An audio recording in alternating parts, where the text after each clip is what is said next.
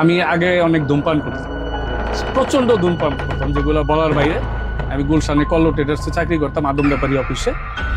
প্রতিদিন আমার 2 packet Benson cigarette লাগতো। তো এই সিগারেট আমি এতই খাইতাম যেটা বলার বাইরে। সিগারেট খাওয়া বাদ দেওয়ার জন্য আমি শুরু করলাম পান খাওয়া। এখন এই পানও খাই, সিগারেটও খাই। একজন আমার বুদ্ধি ছিল যে গুল ব্যবহার করলে হয়তো আপনি সিগারেট খাওয়া ছাড়তে পারবেন। এখন 3 পদই খাই, গুল ব্যবহার করি, পান খাই, সিগারেটও খাই। তো আমি যেই হাউসে চাকরি করতাম ওনার নাম হলো গোলাম মোস্তফা, উনি ওই যে কল্লোল ট্রেডার্সের চেয়ারম্যান, কারণ বিশাল অনেক বড় বড় প্রতিষ্ঠানের মালিক উনি। তো ওই ভদ্রলোকের নিয়ে আমি বাসায় আসছি, সার্ভেন্ট কোয়ার্টারে বসে আমি একটা সিগারেট ধরাইছি। সিগারেট ধরাইয়া মানে 1 প্যাকেটের থেকে সকালে তো 1 প্যাকেট খাইছি, তারপরে বাকি 1 প্যাকেটে একটা সিগারেট দিলাম, নিয়ে ধরাইয়া মানে টান দিয়া ধুমাটা ছাড়ছি। কাজের বুয়ার একবারে মুখের ভিতরে গিয়ে ধোয়াটা পড়ছে।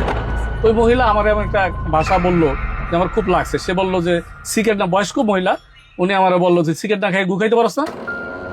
এই জিনিসটা আমার খুব ব্রেনে লাগলো যে একজন কায়দের মহিলা এত বড় একটা কথা বললো। আমি বাকি 19টা সিগারেট এইভাবে হোঁচট দিয়া বাথরুমের পেনে ফালাই দিলাম। তা আমার জীবনের একটা মোড় আর কি।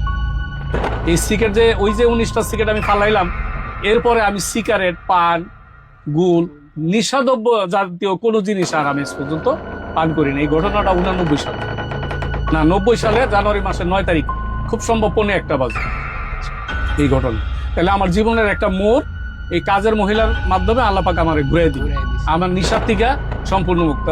আজকে 2025 সাল, এখন পর্যন্ত আমি বলতে পারবো না যে সিগারেট আমার হাতে নিয়ে ধরানো একটা সিগারেট আমি হাতে নিচ্ছি।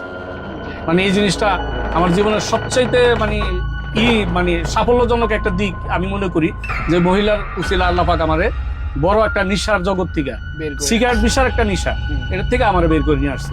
এই হলো 1। 2 নম্বর কথা হলো আমি তো